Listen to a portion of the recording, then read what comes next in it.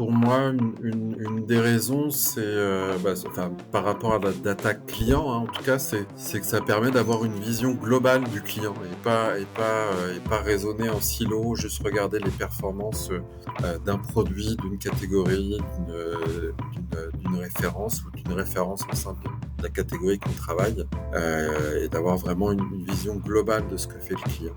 Je vais dire la même chose, c'est que ça permet d'avoir d'avoir une analyse en 2 ou 3D.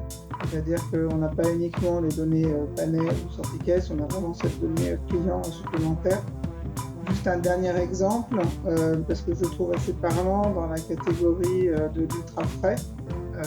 On avait identifié un produit qui avait pas des très très grosses rotations, mais qui était acheté par les plus gros consommateurs de l'enseigne. Donc ça, c'est typiquement quelque chose qu'on va identifier si et seulement si on a intégré les données clients dans Vous venez de découvrir les premiers extraits du prochain épisode de Pour toutes ces bonnes raisons, le podcast qui explore le merchandising avec expertise. Je vous donne rendez-vous très prochainement pour découvrir l'épisode en entier. D'ici là, n'oubliez pas, abonnez-vous et on se retrouve sur LinkedIn et Instagram pour prolonger la discussion.